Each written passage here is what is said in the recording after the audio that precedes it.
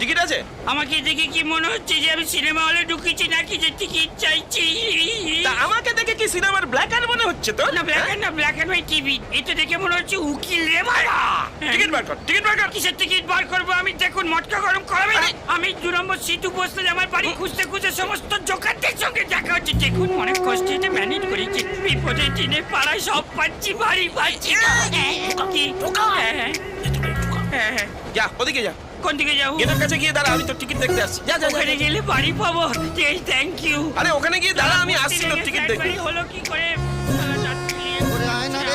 আয় তো এমন হয় না।